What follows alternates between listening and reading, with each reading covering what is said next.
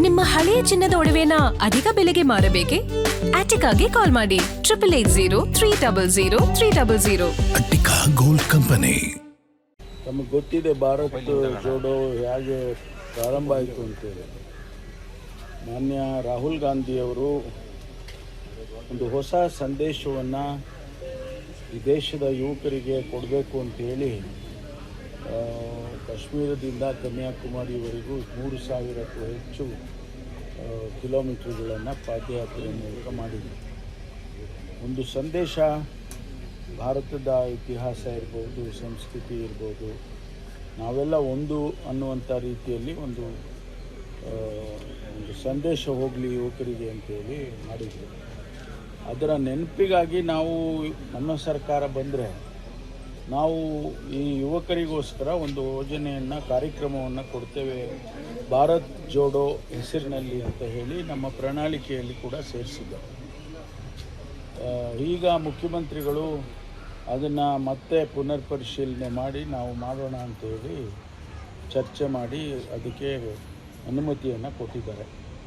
ನಮ್ಮ ಸ್ಪೋರ್ಟ್ಸ್ ಮತ್ತು youth empowerment ಇಲಾಖೆಗೆ ಜವಾಬ್ದಾರಿಯನ್ನು ಕೊಟ್ಟಿದ್ದಾರೆ. ಅದರ ಜೊತೆಯಲ್ಲಿ ರೂರಲ್ ಡೆವಲಪ್ಮೆಂಟು ಮತ್ತು ಅರ್ಬನ್ ಡೆವಲಪ್ಮೆಂಟು ಈ ಯಾವ್ಯಾವ ಇಲಾಖೆಗೆ ಸಂಬಂಧಪಟ್ಟು ಬರುತ್ತೆ ಅದನ್ನೆಲ್ಲ ಆ ಇಲಾಖೆಗಳನ್ನು ಕೋಆಪ್ಟ್ ಮಾಡಿಕೊಳ್ಳೋ ರೀತಿಯಲ್ಲಿ ಮಾಡಿ ಅದಕ್ಕೆ ಉನ್ನತ ಮಟ್ಟದ ಒಂದು ಸಮಿತಿಯನ್ನು ಕೂಡ ಮಾಡಿದ್ದಾರೆ.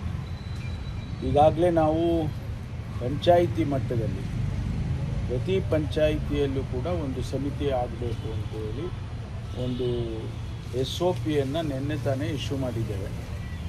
ಒಂದು 100 ಜನ, 200 ಜನ ಅಥವಾ 250 ಜನ depending on the size of the panchayat ಅವರು ಮಾಡಬೇಕು.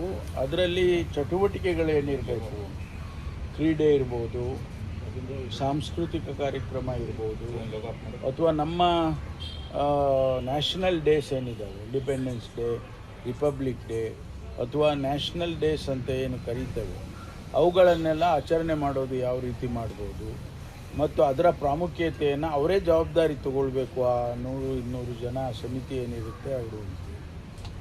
ಇದಕ್ಕೆ ನಾವು ಪ್ರತಿ ವರ್ಷ 10 ಲಕ್ಷ ರೂಪಾಯಿಯನ್ನು ಕೊಡ್ತೇವೆ ಆ ಸಂಘಕ್ಕೆ. ಒಂದು ಸಂಘಕ್ಕೆ 10 ಲಕ್ಷ ರೂಪಾಯಿಯನ್ನು ಕೊಡೋದಕ್ಕೆ ತೀರ್ಮಾನ ಮಾಡಿದ್ದೇವೆ. ಬಹುಶಃ 1,000 ಕೋಟಿ ಆಗ್ಬೋದು, ಆದರೂ ಕೂಡ ಪರವಾಗಿಲ್ಲ. ಯುವಕರಿಗೋಸ್ಕರ ಅಷ್ಟು ಹಣ ಏನು ಖರ್ಚು ಮಾಡೋದರಲ್ಲಿ ತಪ್ಪಿಲ್ಲ ಅಂತೇಳಿ ಮಾನ್ಯ ಮುಖ್ಯಮಂತ್ರಿಗಳು ಮತ್ತು ಕ್ಯಾಬಿನೆಟಲ್ಲಿ ನಾವೆಲ್ಲ ಕೂಡ ಚರ್ಚೆ ಮಾಡಿದ್ದೇವೆ. ನಿನ್ನೆ ತಾನೇ ಮೆಂಬರ್ಶಿಪ್ ಹೇಗೆ ಮಾಡಬೇಕು ಮತ್ತು ಯಾರಿರಬೇಕು ಆ ಮೆಂಬರ್ಶಿಪ್ಪಲ್ಲಿ, ಎಲ್ಲ ಸಮುದಾಯವನ್ನು ಎಲ್ಲರನ್ನು ಸೇರಿಸ್ಕೊಳ್ಬೇಕು ಅಂಥೇಳಿ ನಿನ್ನೆ ಒಂದು SOPಯನ್ನು ಇಶ್ಯೂ ಮಾಡಿದ್ದೇವೆ ನಮ್ಮ ಇಲಾಖೆಯಿಂದ, ಸ್ಪೋರ್ಟ್ಸ್ ಇಲಾಖೆಯಿಂದ. ಹಾಗಾಗಿ ಇದನ್ನು ಚಾಲನೆ ಕೊಡ್ತೇವೆ.